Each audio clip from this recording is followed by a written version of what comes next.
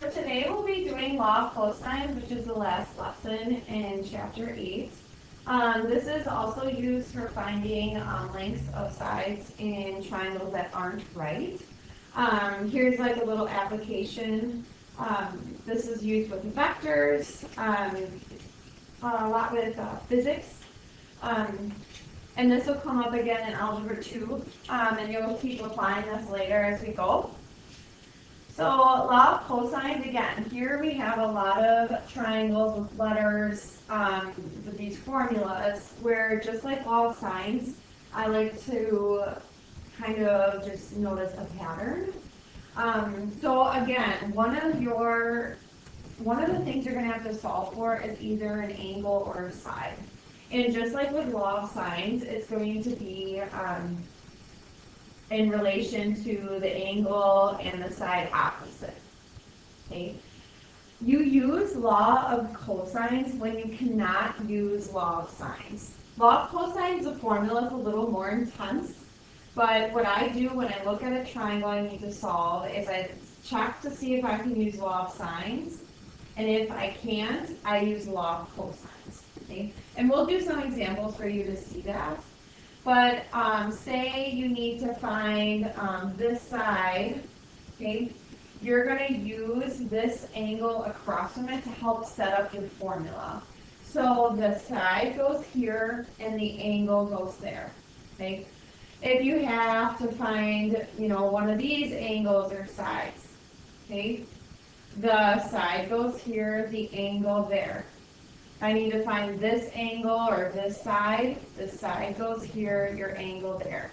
So wherever your x is or your unknown goes on like the opposite side of your equation. Everything else in the middle are your other two sides. Okay, so A and B, notice you're just going to be following the formula based on where they go. Okay. It doesn't matter which one's first, which one's second, it's all going to work out in the end. So let's do an example. So here I'm going to check to see if I can use law of sines. But notice with law of sines, there is not a given angle and given side across. Okay? If I tried to do law of sines, I would have too many variables. So next, I'll just show you that. You don't need to write it down. Like say, okay, angle 57, so I do angle, sine of 57 over E. Okay? And then I would try to set up another one, but notice how I have no angles. Like I would have to have another variable. So I couldn't use law of sines because there's too many variables. I wouldn't get an actual answer. So I'm going to use law of cosines. So it's saying that I need to find E. Okay. So I need to find E. E is across from angle E. So this is what I'm trying to find. So I need to decide, okay, what is across from it? That's angle 57. Now the way law of cosines work is one of your variables are going to be in one of these yellow spots in the formula, and the other two sides are going to be in between there.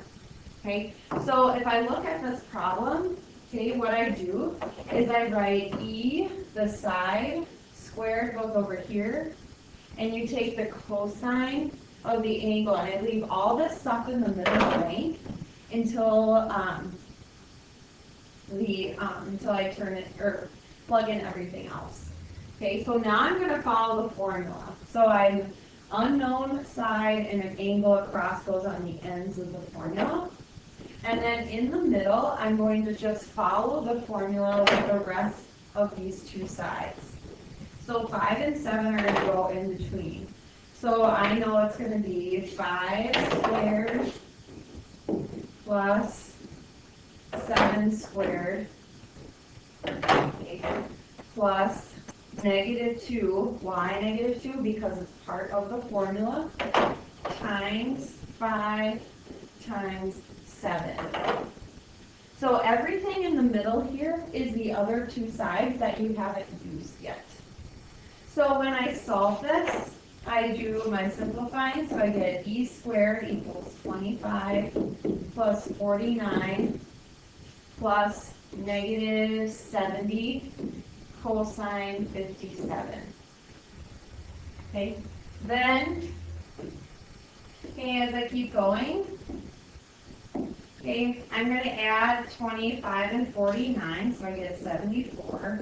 And I'm going to figure out what negative 70 times the cosine of 57 is. And that's negative 38.1247, at least 4 decimal places.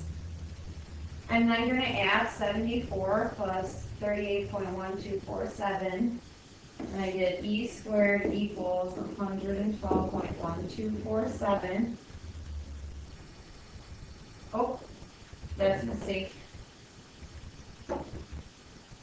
It should be, I didn't do my negatives here, 8753. And then you're going to square root both sides. So just because it's your notes, I'm going to show a lot of work here. So I did that, then I'm going to square root both sides. And since I'm talking about a length, e is going to be positive. And what I did in my calculator is 5.9895. Rounding to the 10th, that rounds it up to 6.0. So my e is 6.0. This next one, I'm finding an angle. So again, on the edges of my formula is one of them is an unknown and one of them is a number. And it's all about what's across. So if I need to find angle R, I need to look across from angle R and use 10 in that other spot. So since my the side always goes here, I'm going to put 10 there, and I'm going to put my variable here. So I take the cosine of the angle, and then I take the side opposite and squared, and then everything else in the middle. So these other two sides, 18 and 14, I'm going to take 18 and 14, and I'm going to square them. Add them together, then I'm going to take -2 because that's part of the formula, and plug in 18 and 14 again here. Okay, now notice we're solving for an angle, so you want to make sure you're being careful with your order of operations. So I'm going to go 18 squared, I get 324, plus 14 squared is 196, plus, now I'm going to go -2 times 18 times 14, and I get -504 cosine of r. Now cosine of r is a variable. Okay, so what the biggest mistake is people add all these numbers together for your next step, but you can only add like terms. So 324 and 196 is 520 plus -504 cosine of r. Okay, think of it as if it were like this. Maybe the cosine's a little confusing. Imagine it was just an x. You would subtract 520 from both sides and then divide. That's exactly what you're going to be doing here. So I'm going to subtract 520 from both sides. So you get -420 equals -504 cosine of r. And then to get cosine of r alone, I'm going to divide.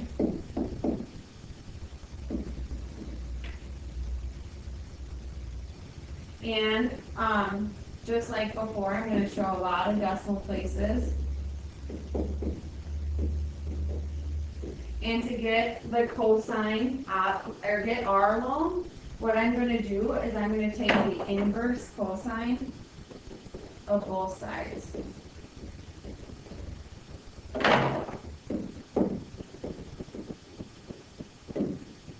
Because what that does is that gets my r alone, and for my final answer, I would get 33.6 as degrees for angle r.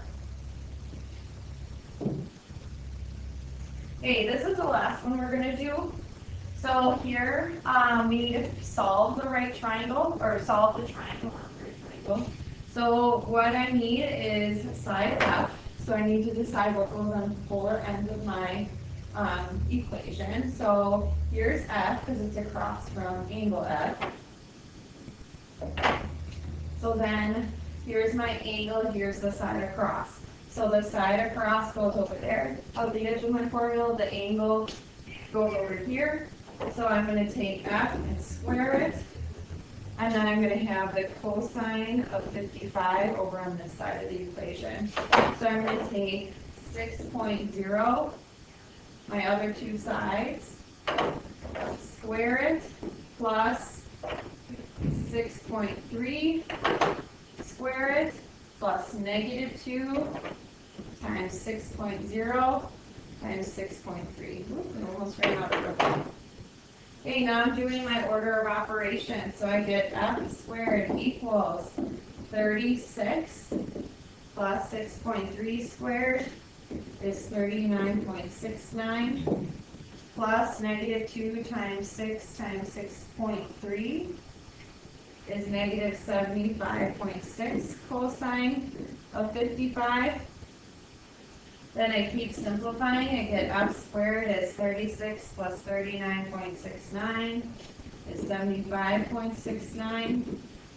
And then negative 75.6 cosine of 55 is negative 43.3624.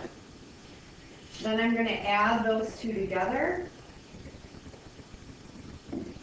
So I get f squared equals 32.3276, and then I'm going to square root both sides. So my f is 5.7. Okay. Now to find angle R, now that I have f, I can use law of sines, which I think is actually a little bit less work. So I'm going to do that. So law of sines is the sine of the angle with the side across that I just figured out. And then I need angle R. So the sine of angle R over that side across. And then what I do is I cross multiply. So this is what we did yesterday.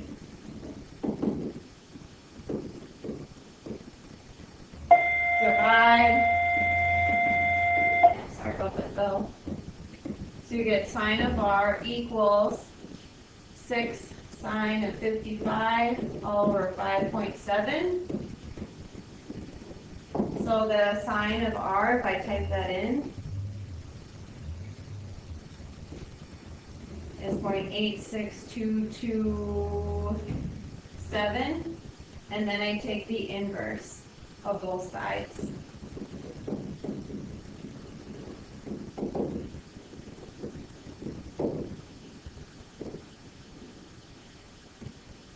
So my R is 59.6 degrees.